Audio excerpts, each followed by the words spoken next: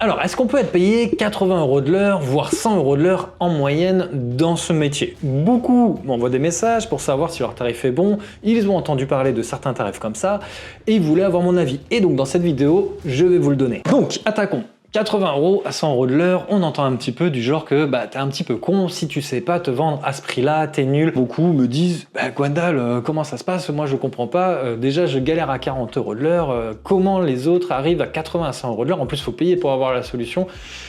Est-ce que tu peux m'aider? Eh bien je vais te le dire clairement, ce n'est pas possible. Quand je dis ce n'est pas possible, je ne veux pas dire que personne n'y arrive, mais il y a plusieurs choses à voir. Où est-ce que tu habites? Combien de population il y a autour de toi? Est-ce que tu es dans un secteur aisé ou non? Est-ce qu'il y a beaucoup de concurrence? Bref, il y a beaucoup de paramètres. Déjà derrière, il faut regarder le matériel qu'il y a. Si tu arrives avec une Toro à plusieurs milliers d'euros et que tu vas super vite, oui, tu peux faire passer ça à 100 € de l'heure.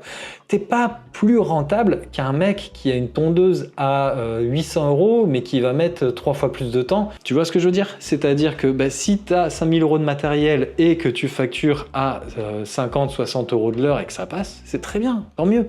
Si tu as acheté pour 25-30 000 € de matériel, oui, tu as intérêt à te vendre à 100 € de l'heure. Mais derrière, ça veut dire que tu vas aller beaucoup plus vite, tu as plus investi, tu vas aller plus vite, il va falloir amortir. Avant ça, réellement, il va te falloir des années de travail. Tu vas pas rentabiliser ça en 6 mois, 1 an. Donc, si tu te lances à ton compte, pars pas avec cet objectif-là, tu vas être déçu, très déçu. Aujourd'hui en plus, là je tourne cette vidéo, je sais pas quand est-ce que tu la verras, c'est la guerre, l'Iran, les États-Unis, c'est le pétrole qui augmente, inflation, ça va faire 3 ans qu'on se bouffe de l'inflation, bim bam boum dans les dents.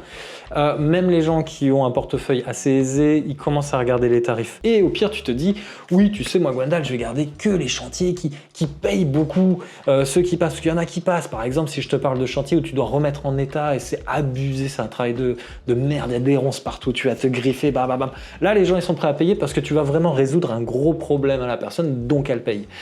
Mais ces chantiers-là, c'est pas tous les jours. Bref, tu vois où je veux en venir.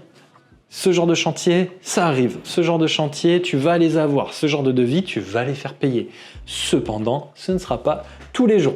Donc voilà mon opinion. Et si tu me regardes jusqu'au bout et que je me trompe parce que toi, tu es cette personne-là qui fait 80, 100, voire plus en moyenne, vraiment en moyenne sur une année, et que tu fais ça, tu sais que moi, avec grand plaisir, on se fait une interview, tu me montres les chiffres, tu me le dis pas juste parce que tout le monde peut dire de la merde. Par contre, tu me le prouves. Tu me le prouves que tu le fais. Et ce qui serait bien, c'est que j'en ai 2, 3, parce que un cas, oui, ça peut exister, et encore, j'aurais du mal, mais je serais intéressé de t'interviewer. Et si par contre, j'en ai 2, 3, je tire mon chapeau et je dis, mea culpa, je suis un gros blaireau qui a rien compris en 12 ans.